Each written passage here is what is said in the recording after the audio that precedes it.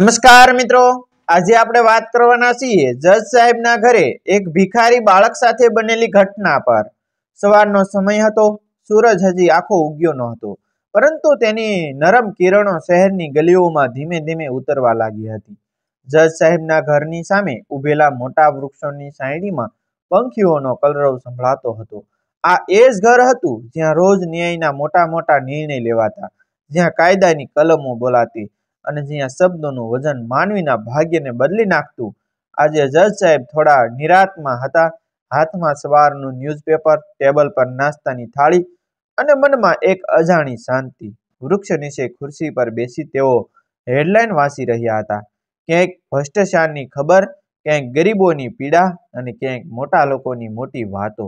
કાગળ પર છપાયેલા શબ્દો બહુ મોટા લાગતા, પરંતુ રસ્તા પર જીવતી હકીકતો ઘણી નાની અને ભૂખેલી હતી। જજ સાહેબ અચાનક અટક્યા। પેપરના એક ખૂણે લખેલું હતું, ગરીબી માણસને ગુનાહગાર બનાવે છે કે સમાજ? જજ સાહેબે ઊંડો શ્વાસ લીધો। શાયદ એ પ્રશ્નનો જવાબ તેઓ રોજ કોર્ટમાં આપતા હતા, પણ આજે કંઈક અલગ લાગતું હતું। એ સમયે સેન દરવાજાની સાંકળ ધીમે ધીમે ખખડાઈ। જજ સાહેબે નજર ઊંચી કરી। આટલી સવારમાં કોણ હોઈ શકે? તેઓ ઊભા થયા, પેપર બાજુમાં મૂકી અને ધીમે પગલે દરવાજા તરફ ગયા। દરવાજો ખોલતા સામે ઊભેલું દ્રશ્ય જોઈ તેઓ એક ક્ષણ માટે નિઃશબ્દ થઈ ગયા। સામે એક બાળક ઊભો હતો, લગભગ 14 વર્ષનો, ફાટેલા કપડાં, પગમાં સંપલ નહોતી અને હાથમાં એક જૂની ફાટી ગયેલી થેલી। બાળક કંઈ બોલતો નહોતો, આંખો જમીન તરફ ઝૂકેલી, હોઠ સુકાયેલા અને પેટ ભૂખથી અંદર બળેલું। જજ સાહેબે નરમ અવાજમાં પૂછ્યું, બોલ બેટા, શું છે? બાળકના હોઠ હલ્યા, પણ અવાજ બહાર ન આવ્યો। તેને બોલવું હતું, પણ શબ્દ નહોતા। જજ સાહેબની નજર બાળકના હાથમાં રહેલી થેલી પર ગઈ।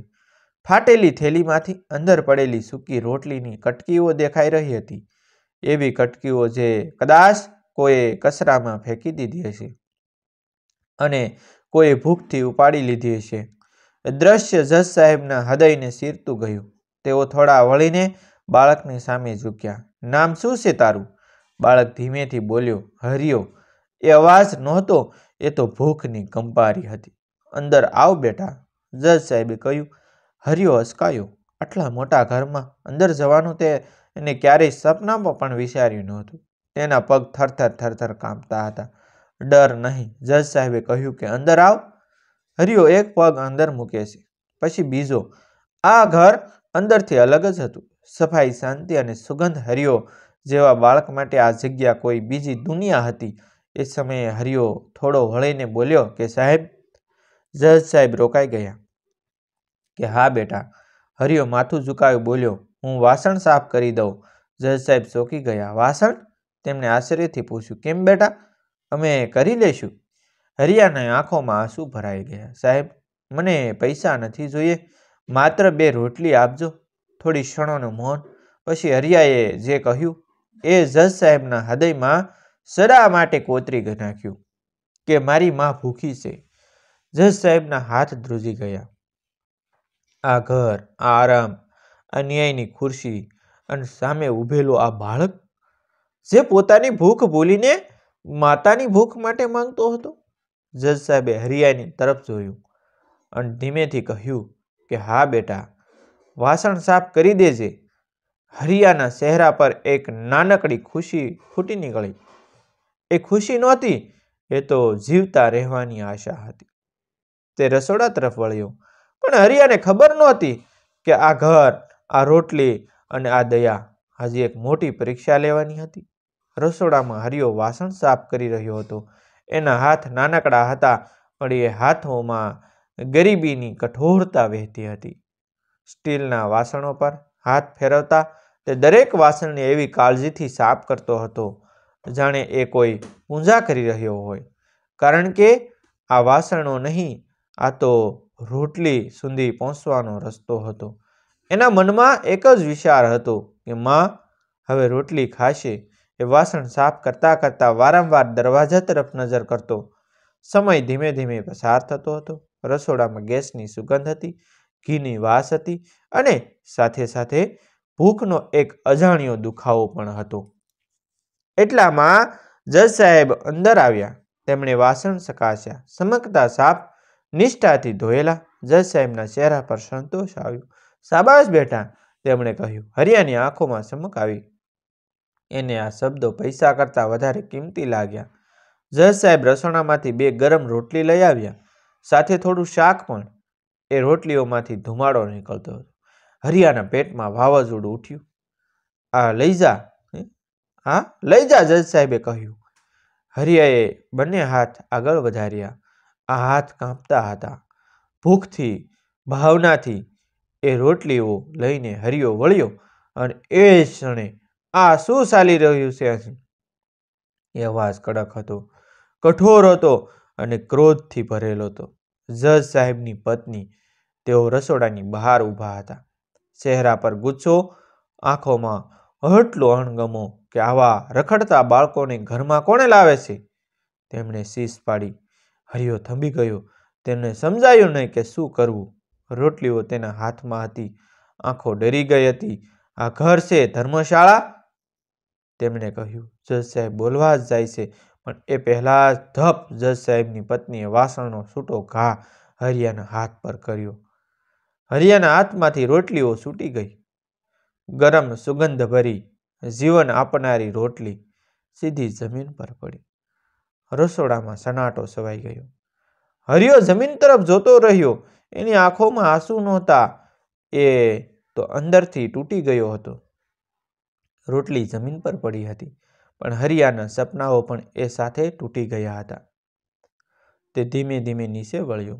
રોટલી ઉઠાવવાનો પ્રયાસ કર્યો, પણ એ ક્ષણે એને અડસ્યો નહીં. જજ સાહેબનો અવાજ ગુંજ્યો. એ અવાજ આજ સુધી કોર્ટમાં પણ એવો ન ગુંજ્યો હતો. જજ સાહેબ હરિયાની સામે આવી ઊભા રહ્યા. આ બાળક છે, તેમણે કહ્યું. ચોર નથી, ભિખારી નથી. એ કામ માંગે છે અને પછી ખાવાનું માંગે છે. જજ સાહેબની આંખો ભીની થઈ ગઈ. એ પોતાના માટે પણ નથી માંગતો. તેમણે કહ્યું કે પોતાની ભૂખ ભૂલીને પોતાની મા માટે માંગે છે. થોડી ક્ષણ શાંતિ રહી. જજ સાહેબની પત્ની થોડી શાંત પડી.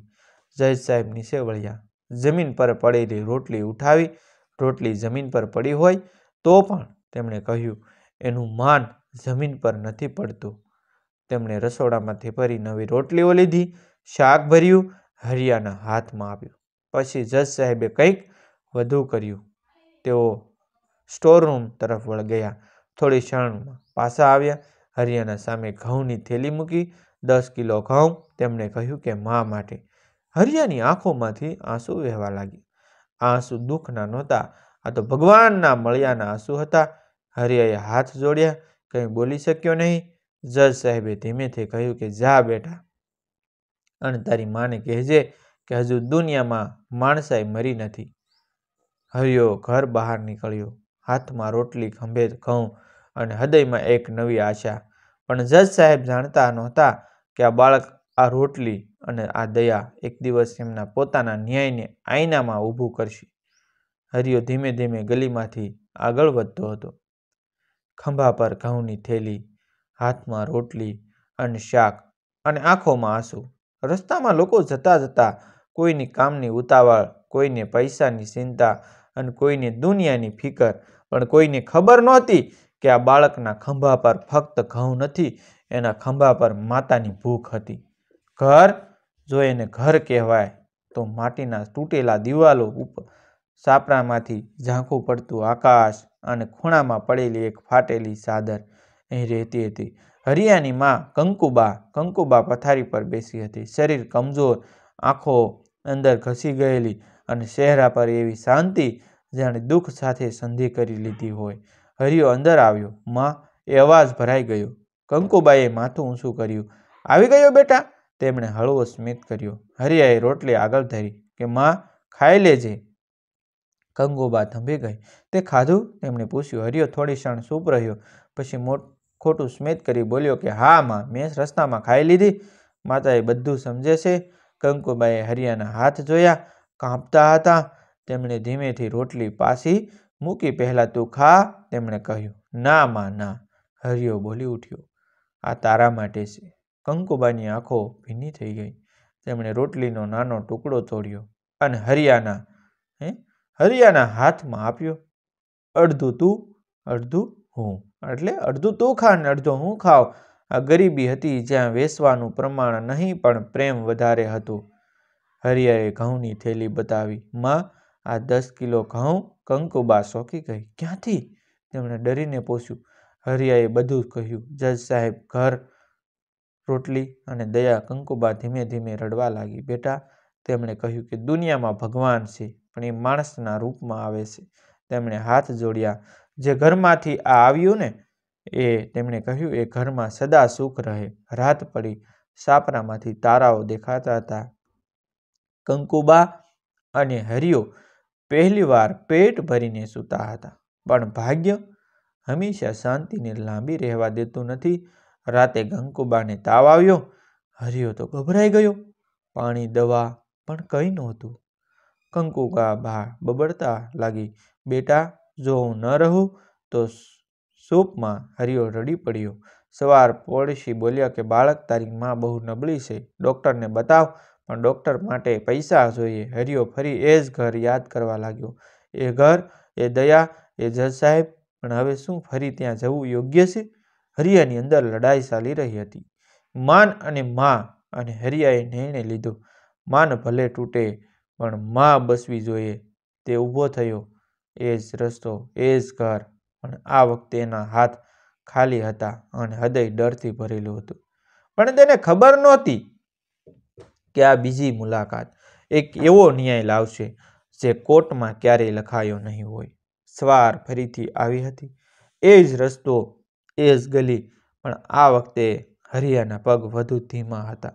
પાછલી વખત હાથમાં ફાટેલી થેલી હતી. આજે હાથ ખાલી હતા. માત્ર આંખોમાં એક ડર હતો અને દિલમાં એક પ્રાર્થના કે માં બસી જાય. જજ સાહેબના ઘરની સામે આવી હરિયો ઊભો રહ્યો. દરવાજો મોટો હતો અને દિલ નાનું. તે થોડી ક્ષણ થોભ્યો. પછી હિંમત કરીને સાંકળ ખખડાવી. ટક ટક ટક ટક. દરવાજો ખુલ્યો. સામે જજ સાહેબ ઊભા હતા.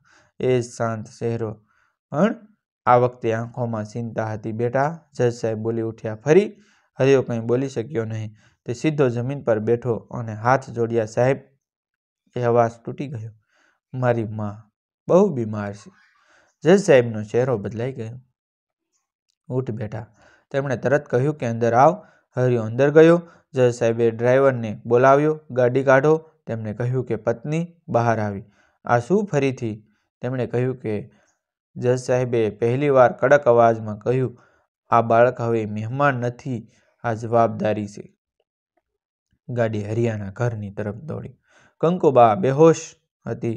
ડૉક્ટર આવ્યો. દવા, ઇન્જેક્શન, પાણી. થોડી વાર પછી કંકુબાએ આંખ ખોલી. સામે જજ સાહેબ ઊભા હતા. કંકુબા હાથ જોડવા ગઈ.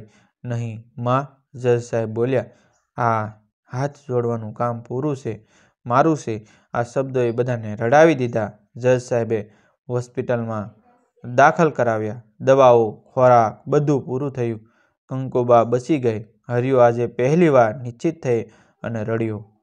અને થોડા દિવસો પછી જજ સાહેબ હરિયાને સ્કૂલમાં દાખલ કરાવે છે. કંકુબાને ઘર અને કામ અપાવે છે. એક દિવસ કોર્ટમાં કેસ ચાલે છે. એક બાળક ચોરીના આરોપમાં ઊભો છે. જજ સાહેબ તેને જુએ છે અને હરિયો યાદ આવે છે. તેઓ ચુકાદો લખતા પહેલા ઊભા થાય છે. ગુનો પહેલા, ગરીબી દૂર કરો. તેમણે કહ્યું, પછી ગુનો પૂછજો. આ કોર્ટમાં સન્નાટો છવાઈ જાય છે. વર્ષો પસાર થાય છે. એક દિવસ એ જ કોર્ટમાં એક યુવાન વકીલ ઊભો થાય છે. નામ હરિયો. જજ સાહેબની આંખોમાં આંસુ આવે છે. હરિયો હાથ જોડે છે. સાહેબ, એ બોલે છે, જો એ દિવસે તમે રોટલી ન આપી હોત તો આજે હું અહીં ન હોત. જજ સાહેબ બોલી શકતા નથી કારણ કે આજે ન્યાય જીતી ગયો હતો, પણ કાયદાથી નહીં, માણસાઈથી જીત્યો હતો. અને ક્યારેક એક રોટલી આખી કિસ્મત બદલી નાખે છે. જો તમારી પાસે આપવાની શક્તિ હોય તો આજે આપજો, કારણ કે તમે નથી જાણતા સામે ઊભેલો બાળક કાલે શું બની શકે. મિત્રો, આ વાર્તા કાલ્પનિક છે. તેમાં આવતા તમામ પાત્રો, દ્રશ્યો, સ્થળ, દરેક વસ્તુ કાલ્પનિક છે. આવા જ નવા જીવન ઉપયોગી મજેદાર વિડીયો જોવા માટે અમારી ચેનલ સાથે બન્યા રહેજો. અમારી ચેનલને સબસ્ક્રાઇબ કરી દેજો. થેન્ક યુ મિત્રો.